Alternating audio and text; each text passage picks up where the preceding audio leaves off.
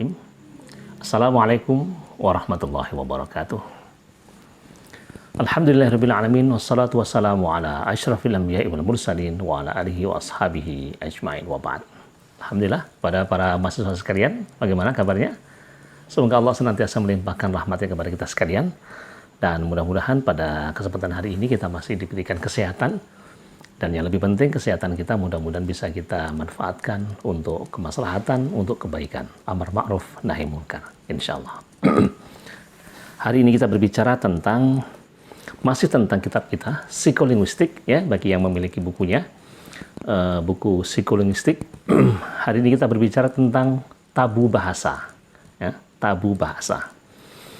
Kalau kita bicara tentang tabu, tentu kita bicara tentang sesuatu yang bersifat pantangan. Larangan untuk dilakukan, larangan dalam hal ucapan, dalam hal perbuatan, bahkan larangan dalam benda-benda tertentu.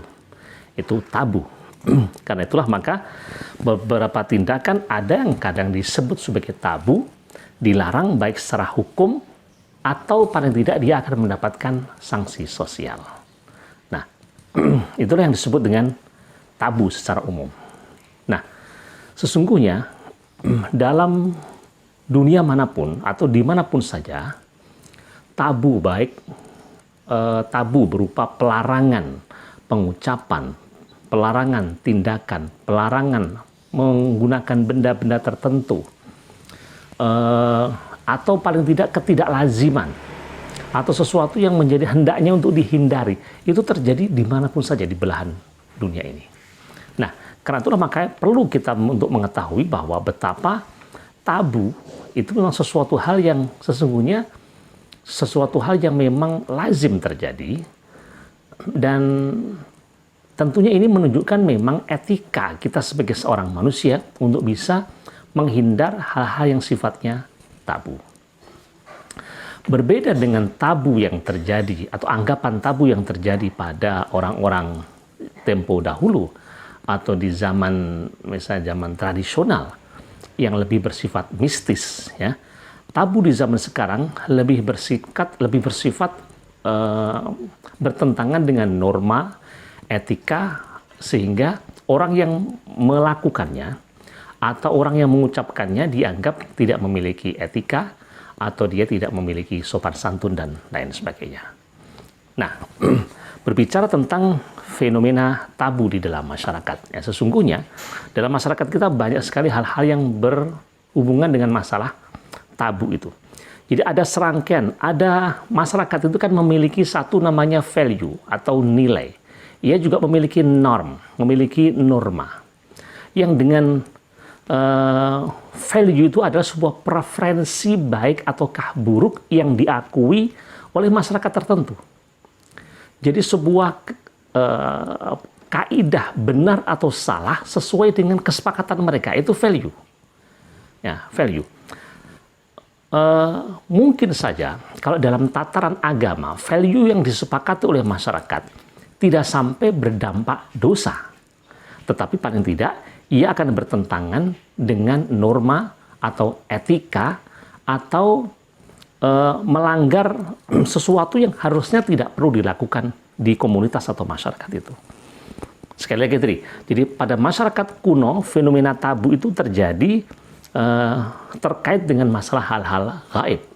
Tapi untuk di zaman sekarang fenomena tabu lebih bersifat pelanggaran etika, sehingga pelakunya atau pengucapnya dianggap orang tidak memiliki tata krama. Seperti itu. Nah, di dalam Islam pun sesungguhnya juga ada sesuatu yang sifatnya tabu. Tabu dalam artian sesuatu yang hendaknya dihindari. Bahkan wajib dihindari. Kalau kita melihat 5 hukum Islam, ada wajib, sunnah, mubah, makruh, kemudian haram. Wajib, sesuatu yang harus dilakukan. Sunnah, sesuatu yang hendaknya dilakukan. Mubah, sesuatu yang boleh dilakukan, boleh tidak dilakukan. Makruh, sesuatu yang hendaknya dihindari. Dan haram, sesuatu yang wajib dihindari. Maka sesungguhnya terkait dengan makruh ataupun yang haram ini, masuk kategori muharramat, sesuatu yang hendaknya dihindari. Ini juga menjadi bagian dari tabu. Nah, seperti itu. Nah, kita berbicara tentang tabu dalam bahasa. Sebagaimana tadi tabu itu terjadi dalam perbuatan, maka demikian juga tabu terjadi di dalam ucapan, di dalam bahasa. Kita mengulangi sekilas, jadi tabu dalam perbuatan. Misalnya, konon beberapa masyarakat pantai selatan melarang warga masyarakat untuk menggunakan baju warna hijau. Dan itu dianggap tabu. Jadi sebuah perbuatan yang dianggap tabu karena dianggap menyaingi baju Nyi Roro Kidul. Terlepas dari apakah ini bertentangan dengan norma agama atau tidak, tapi ini adalah norma sebuah value yang diyakini masyarakat setempat. Jadi tabu yang semacam ini tentu tabu dalam hal perilaku, dan ini menjadi kesepakatan warga setempat. Diakui atau tidak, paling tidak kita harus menghormati, atau paling tidak juga kita memahami bahwa hal itu merupakan tabu bagi warga masyarakatnya. Pelakunya akan mendapatkan sanksi sosial paling tidak. Nah, karena itulah maka sesungguhnya kalau berbicara tentang tabu itu kan, tabu itu bisa mencakup benda atau orang, person, atau tindakan. Ya. Sekali lagi, bisa benda, bisa orangnya, bisa juga tindakan. Nah, karena itulah maka mengetahuinya itu menjadi penting. Ketika seseorang masuk ke dalam hutan, ada beberapa orang, atau biasanya ini para pujangga, yang tidak memperbolehkan kita mengucapkan kata harimau atau macan. Walaupun itu untuk mengingatkan, hati-hati, jangan terlalu dalam, nanti ada harimau. Hati-hati, nanti kalau ada macan, maka tidak boleh mengucapkan kata macan, tidak boleh mengucapkan kata harimau. Nah, ini menjadi bagian dari tabu. Tabu menurut warga setempat.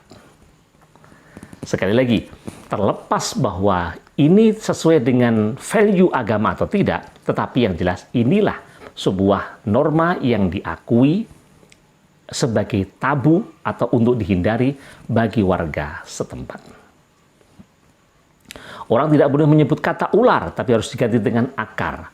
Bahkan di suku tertentu orang tidak boleh mengatakan kata, tapi harus mengganti dengan istilah yang lain. Hewan yang duduk di atas air dan hidupnya bisa di air dan di darat. Begitu.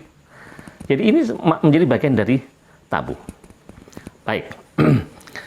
Kita kupas sekarang terkait dengan bahasa. Jadi bahasa itu kan terkait dengan dua hal. Satu tentang struktur bahasa, satu tentang penggunaan verbal atau praktek aplikasi bahasa. Jadi yang pertama strukturnya, struktur terdiri dari ada fonologi, morfologi, sintaksis, kemudian sampai kepada semantik. Ya. Strukturnya harus ditata. Setelah itu kemudian bagaimana ini diaplikasikan. Bagaimana itu diaplikasikan. Nah, karena itulah maka ada beberapa tuturan yang itu dianggap sebagai tabu, yang karena itu maka hendaknya diperhalus, dihindari dulu. Atau kalau tidak mungkin dihindari karena kita terpaksa harus menyebut identitas tertentu, maka lakukan eufemisme. Ya. Sebuah penghalusan. Pilihlah kata-kata dengan gaya eufemistis. Jadi eufemistis itu mengungkapkan ungkapan-ungkapan yang tidak menyinggung perasaan orang, mengganti dengan atau dari ucapan yang menghina menjadi ucapan yang lebih manusiawi, mensugestinya sehingga lebih menyenangkan. Itu namanya eufemisme. Misalnya, memang sejak awal ya, orang yang pekerjaannya melayani laki-laki hidung belang itu disebut pelacur. Dan memang itulah semata namanya, memang itu. Tetapi kemudian mengucapkan kata pelacur itu, mengucapkannya saja karena kita malu. Karena ada kata tabu seolah-olah menjadi. Tetapi kita mau mengungkapkan ini sebagai sebuah data bahwa di Kabupaten Madiun ada sekian pelacur misalnya. Mengucapkan itu kita tidak orang Jawa mengatakan orang wagang. Nah, maka digantilah dengan misalnya kalau dulu namanya kupu-kupu malam. Ya. Diperhalus lagi menjadi tuna susila. Diperhalus lagi menjadi pekerja seks komersial. Ya, sesungguhnya ini upaya untuk penghalusan kata-kata terhadap sesuatu yang ketika diucapkan serasa tidak pantas. Atau kalau saya mengotori lidah kita. Kata pemecatan, dia dipecat dari jabatannya, tapi kemudian diganti dengan bahwa ia misalnya dilakukan pemutusan hubungan kerja. Misalnya ada kata juga, kata babu, itu memang ada, itu memang bahasa Indonesia. Dalam bahasa yang lain, bahasa Jawa misalnya jongos, itu kan babu, sama. Tapi kemudian diganti menjadi pembantu, diganti menjadi pramuwisma, dan lain sebagainya. Orang yang tidak punya rumah, orang yang lontang-lantung ke sana kemari tanpa kejelasan identitas dan status tempat dia, eksistensi dia, disebut dengan gelandangan. Gelandangan disebut dengan tuna wisma, dan lain sebagainya. Kenaikan harga disebut dengan penyesuaian tarif, penjara disebut dengan lembaga pemasyarakatan, dan sebagainya. Ini adalah bentuk-bentuk cara penghalusan bahasa-bahasa tabu dengan melakukan proses eufemistis. Ya, sifatnya namanya sifatnya eufemistis dengan gaya eufemisme, penghalusan kata-kata. Nah, sementara memang ada yang merupakan kebalikannya. Ada disfemia, ada istilah disfemia, itu kebalikan dari eufemistis. Kalau eufemistis itu kita tidak pantas mengucapkan kata-kata kotor, lalu kata-kata itu diperhalus. Ada kalanya seseorang itu tidak pantas diucapkan dengan kata-kata halus, sehingga harus diucapkan dengan kata-kata kotor atau kata-kata yang stratanya lebih bawah. Ya. Misalnya, orang yang terhormat itu kalau sudah tidak hidup lagi, itu kan namanya meninggal dunia atau wafat. Wafat. Tapi kalau penjahat, maka tidak pantas kita katakan bahwa dia telah wafat, tapi kita katakan aja dia telah mati. Cukup mati saja. Atau mungkin tewas. Nah, kata tewas itu sedikit stratanya lebih di bawah daripada wafat. Nah, wafat itu lebih tinggi. Sehingga kalau ada orang mengatakan misalnya perampok itu telah wafat, ini malah menjadi tidak pantas. Loh, wong penjahat saja kok diwafat-wafatkan. Seperti kalau di bahasa Jawa jelas sekali. Bahasa Jawa kan ada stratifikasi bahasa. Ada bahasa kromo inggil, madya, kemudian ngoko. Misalnya kalau anak-anak misalnya kalau dalam bahasa Jawa, kulo sampun nedha, kulo sampun do, menopo bapak sampun dahar. Nah, ini perbedaan stratifikasi. Menjadi tidak pas kalau kemudian kulo sampun dahar. Artinya mengunggulkan orang yang stratanya di bawah. Seperti itu. Penjahat menika nembe mawon sedo, itu malah tidak pantas. Penjahat menika nembe mawon pejah. Itu bahkan kalau dalam bahasa keseharian mengatakan kata-kata biasa penjahatnya wis mati, itu saja mungkin masih terlalu sopan. Penjahatnya wis mate atau penjahatnya wis motiar. Itu namanya disfemia. Jadi karena jadi menjadi konsep kebalikan dari eufemisme tadi. Baik, kita sekarang bicara tentang macam-macam tabu bahasa. Kita tadi kan sudah memahami bahwa tabu bisa terjadi pada perilaku, dia bisa terjadi pada benda, salah satunya pada ucapan lah. Karena bahasa bagian dari ucapan, maka tabu terjadi juga pada bahasa. Baik. Sekarang ada macam-macam tabu bahasa. Ya, ada macam-macam tabu bahasa. Yang pertama disebut dengan tabu karena ketakutan. Tabu ketakutan. Tabu of fear. Tabu karena ketakutan.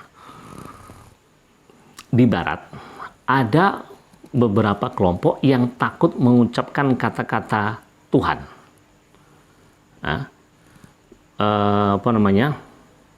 Sehingga kata Tuhan, God, ya, itu diganti dengan Master atau Lord. Saya tidak tahu itu filosofinya apa. Kenapa mengucapkan kata Tuhan kok malah dia ada sebuah ketakutan tersendiri. Itu namanya tabu ketakutan. Seperti tadi orang tidak berani memakai baju hijau di wilayah pantai selatan karena ada rasa takut akan terjadi bencana ketika Roro Kidul dianggap akan marah.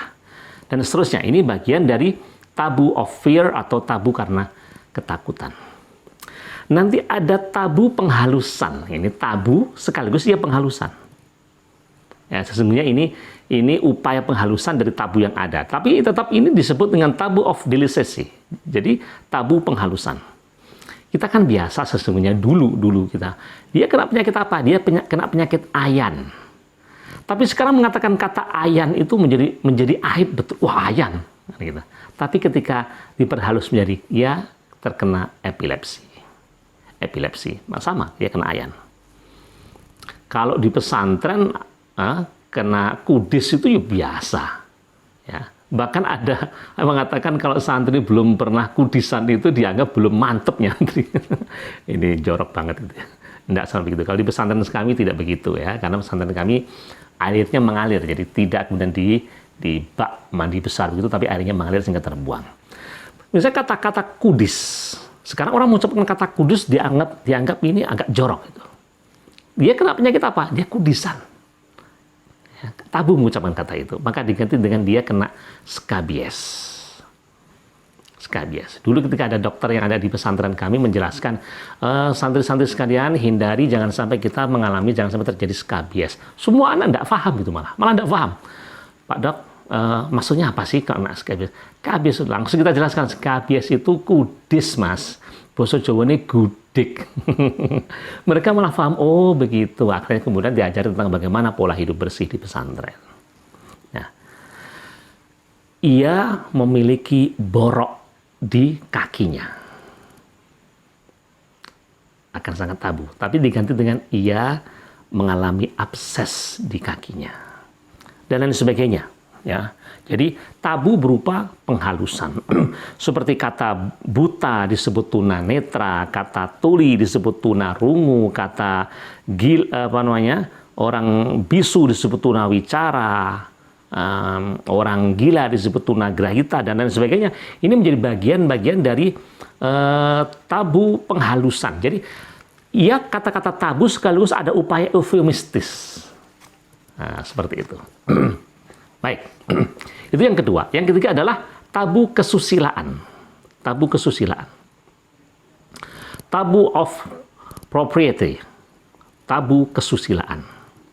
Tadi sudah, sesungguhnya ini tadi sudah kita singkap ya, sudah kita ungkapkan bahwa karena secara nilai sosial kita agak risih mengucapkan kata pelacur, maka kata itu diganti dengan tuna susila. Ya, seperti itu. Atau biasanya tabu kesusilaan itu memang lebih banyak berhubungan dengan hubungan seksual. Hubungan seksual. Nah, kalau kita bicara tentang bahasa Arab, apalagi mengacu kepada bahasa Al-Quran, bahasa Arab aja. Bahasa Arab itu, maaf, untuk menggunakan kata hubungan suami istri, koitus, ya, itu bisa diganti dengan kata ad-dukhul yang makna dasarnya adalah masuk. Bisa al-mulamasah yang arti dasarnya menyentuh. Bisa menggunakan kata al-mubasyarah, kontak langsung. Bisa menggunakan kata al-ifda, mendatangi. Bisa menggunakan kata nikah yang artinya mengumpuli dan sebagainya.